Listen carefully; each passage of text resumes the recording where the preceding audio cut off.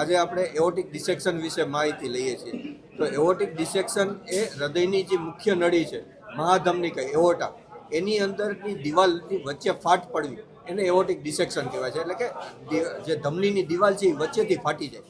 આને લીધે દિવાલ નબળી પડતા એ કોઈપણ જગ્યાએ બહાર લીક થવાના ચાન્સીસ રહે, અથવા તો કોઈ પણ મહત્વના અવયવો છે જેમ કે બ્રેઇન છે, કિડની છે, હાથ પગ છે કે આંતરડા છે, આ બધાની અંદર માલ પરફ્યુઝન એટલે કે એની અંદર લોહી ન મળવાને લીધે જે ઊભી થતી પ્રોબ્લેમ હોય એ વસ્તુની અસર કરી શકે છે, અને જે જનરલી છે એ મેજોરિટી ટાઈમ જીવલેણ થાય છે. આ પ્રકારના દર્દી છે એની જો સારવાર ન કરવામાં આવે તો ઓલમોસ્ટ 50%થી વધારે દર્દી છે એ પહેલાં 2 દિવસની અંદર એક્સપાયર થઈ જાય છે. આ સર્જરી માટે ખાસ પ્રકારની જે ટ્રેનિંગ કહીએ કે એઓર્ટિક ડિસેક્શન, પહેલાં તો એ વસ્તુ શું છે સમજવાનું છે, ક્યાંથી ચાલુ થાય છે એ ઉપરથી એની સર્જરી કેવી રીતે કરવી એનું પ્લાનિંગ થાય છે. એટલે એના માટેની પ્રોપર ટ્રેનિંગ લેવી એ એક જરૂરી છે.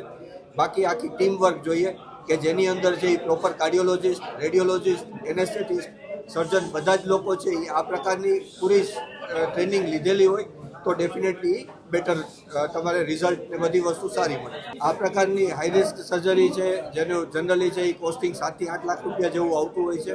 કોઈ વખત દર્દી કોમ્પ્લિકેટેડ હોય, જેને બ્રેઇન સ્ટ્રોક થયેલો હોય અથવા તો કિડની ઉપર તકલીફ થયેલી હોય, ઓલરેડી શોકમાં હોય, એ પ્રકારના દર્દીની અંદર ખર્ચો વધી શકે છે. જાન્યુઆરીની 13 તારીખે સવારે એમને પેઇન થયું પાછળ, એટલે તાત્કાલિક હું સુનિલ રોકાણી સાહેબ પાસે ગયો અને એમને કાર્ડિયોગ્રામ લઈને મને ઓલિમ્પસ અથવા ગોકુલમાં જવાનું કહ્યું. હા, એટલે હું ઓલિમ્પસમાં ગયો. ત્યાંથી પછી MRI કરાવ્યું. MRIનો રિપોર્ટ લઈને મેં તરત જ ઉદયભાઈનો કોન્ટેક્ટ કર્યો. એટલે ઉદયભાઈ કુકાની સાહેબ પાસે પાછો ગયો. ઓલિમ્પસમાં તે કીધું અમદાવાદ જવું પડશે, અહીંયા કોઈ ઓપરેશન થશે જ નહીં. એટલે ઉકાની સાહેબ પાસે જઈને મેં વાત કરી, ઓલિમ્પસમાં ડૉક્ટર જોડે વાત કરાવી અને જતાં જતાં પૂછ્યું, સાહેબ અહીંયા કોઈ વિકલ્પ નથી? મને કે એક કામ કરો, એક મિનિટે વિચાર્યું કે તમે સિનર્જીમાં જાઓ. હું ત્યાં કોણ હશે? મને કે માધવ ઉપાધ્યાય સર. મેં બધું કરશે? મને કે કેનેડા હતા, હું ઓપરેશન કરતા કેનેડા ભાઈના જે લેટેસ્ટ અપડેટ મારી પાસે નથી, એને મળો. ઇમિજિએટલી નાતી ગાડીએ હું આમની પાસે આવ્યો અને એક કોન્ટેક્ટ મને ઇમિજિએટલી માધવ સરનો ઉપલબ્ધ કરાવ્યો આપણા ઉદયભાઈએ.